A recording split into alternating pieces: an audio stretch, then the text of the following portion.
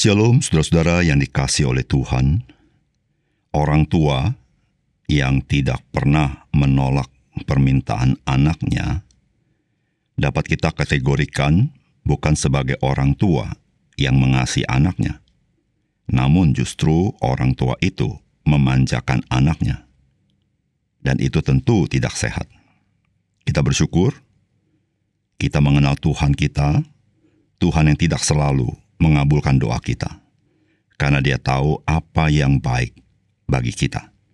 Salam jumpa dalam program Tuhan adalah Gembalaku. Pernahkah saudara mengalami penolakan dari seseorang terhadap permintaan saudara? Bagaimana perasaan saudara? Mungkin ada di antara kita yang menjadi marah, dan tidak sedikit mungkin menjadi sangat kecewa. Seberapa besar kadar kemarahan dan kekecewaan itu dapat sangat tergantung seberapakah kita merasa bahwa kita pernah berjasa terhadap orang tersebut. Atau mungkin seberapa kita merasa bahwa kita ini layak untuk menerima pertolongan atau permohonan kita dikabulkan oleh orang tersebut.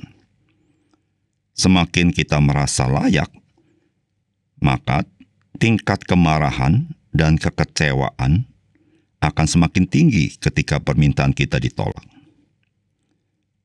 Bagaimana jikalau Tuhan yang menolak permohonan saudara? Apakah juga banyak terkait dengan seberapa kita merasa berjasa kepada Tuhan?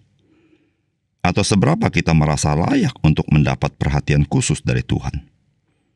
Saudara, mari kita membaca Ulangan pasal 3 ayat 23 sampai dengan 29. Juga pada waktu itu, aku mohon kasih karunia daripada Tuhan demikian. Ya Tuhan Allah, Engkau telah mulai memperlihatkan kepada hamba-Mu ini kebesaran-Mu dan tangan-Mu yang kuat. Sebab Allah manakah di langit dan di bumi yang dapat melakukan perbuatan perkasa seperti Engkau? Biarlah aku menyeberang dan melihat negeri yang baik, yang di seberang sungai Yordan, tanah pegunungan yang baik itu, dan gunung Libanon. Tetapi Tuhan murka terhadap aku oleh karena kamu, dan tidaklah mendengarkan permohonanku. Tuhan berfirman kepadaku, cukup, jangan lagi bicarakan perkara itu dengan aku. Naiklah ke puncak gunung Pisgah, dan layangkanlah pandangmu ke barat, ke utara, ke selatan, dan ke timur, dan lihatlah baik-baik, sebab sungai Yordan ini tidak akan kau seberangi. Dan berilah perintah kepada Yosua, kuatkan dan teguhkanlah hatinya, sebab dialah yang akan menyeberang di depan bangsa ini, dan dialah yang akan memimpin mereka sampai mereka memiliki negeri yang akan kau lihat itu. Demikianlah kita tinggal di lembah di tentangan Bet Peor. Saudara yang dikasihi oleh Tuhan, Musa mengisahkan pengalamannya bersama dengan Tuhan ketika ia memohon agar ia dapat masuk untuk melihat tanah perjanjian, dan hal itu ditolak oleh Tuhan. Saudara, apakah pesan firman Tuhan dari bagian ini? Saudara, kita perlu belajar taat kepada Tuhan ketika Tuhan menolak permohonan kita. Saudara, firman Tuhan mengatakan demikian. Biarlah aku menyeberang dan melihat negeri yang baik yang di seberang sungai Yordan, tanah pegunungan yang baik itu, dan gunung Libanon. Tetapi Tuhan murka terhadap aku oleh karena kamu, dan tidaklah mendengarkan permohonanku. Tuhan berfirman kepadaku, cukup, jangan lagi bicarakan perkara itu dengan aku.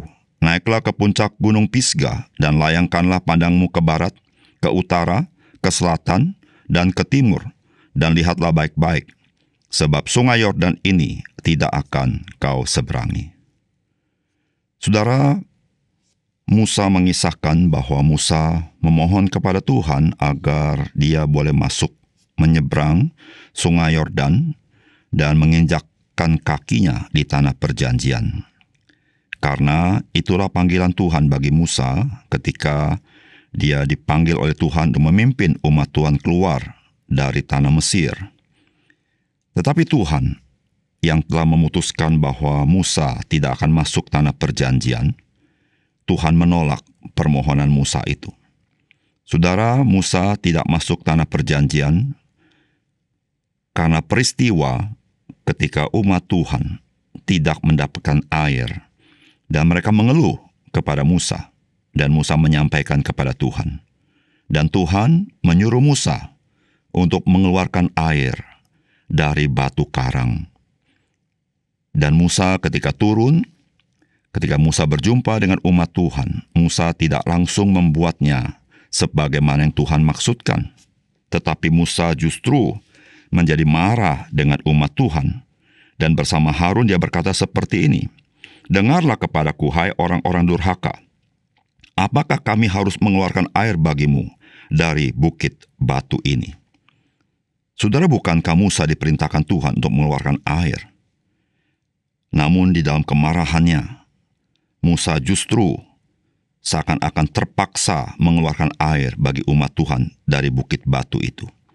Saudara, Musa tidak mentaati Tuhan di dalam melaksanakan apa yang Tuhan suruhkan kepada dia. Sehingga Tuhan melarang Musa masuk ke tanah perjanjian. Saudara, ketika Musa mendengar Tuhan tidak mengizinkan dia masuk tanah perjanjian, kita belajar satu hal dari Musa, bahwa Musa mau taat kepada Tuhan. Saudara, Musa dapat cenderung menjadi orang yang sangat kecewa dan menjadi marah kepada Tuhan. Mengapa demikian? Karena bukankah Tuhan yang memanggil Musa memimpin umat Tuhan masuk tanah perjanjian? Musa pada waktu itu sedang mengurusi hewan-hewan ternaknya, tetapi Tuhan memanggil dia. Juga Musa patut marah, karena dia merasa bahwa dia sudah memimpin umat Tuhan dengan begitu berjerih lelah selama 40 tahun. Sedangkan umat Tuhan yang lahir di padang gurun, yang tidak mengalami kesulitan di tanah Mesir, mereka masuk tanah perjanjian. Sedangkan jerih payah Musa sepertinya tidak diperhitungkan oleh Tuhan. Namun saudara, kita belajar satu hal, Musa tidak menjadi kecewa, dan dia tidak menjadi marah kepada Tuhan, tetapi dia taat kepada Tuhan. Saudara yang dikasihi oleh Tuhan, kita sebagai orang percaya, kita harus belajar taat dan tunduk kepada Tuhan ketika Tuhan menolak permohonan kita. Saudara, penolakan Tuhan kepada permohonan kita harus percaya Tuhan mempunyai maksud dan tujuan yang baik dalam hidup kita. Kita masih mengingat bagaimana ibu dari kedua anak Zebedius meminta kepada Tuhan Yesus supaya kedua anaknya boleh duduk di sebelah kanan dan sebelah kiri daripada Tuhan Yesus. Dan Tuhan Yesus berkata, "Engkau tidak mengerti apa yang kau minta."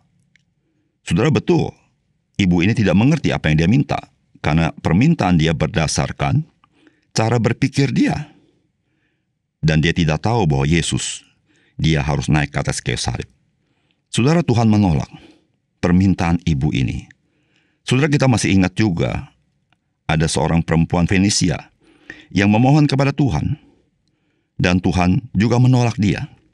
Namun saudara, dia tidak kecewa dengan penolakan Tuhan, namun dia menyatakan imannya kepada Tuhan. Dan disitulah saudara kita perhatikan bagaimana Tuhan berkenan kepada perempuan Siro Fenisia ini.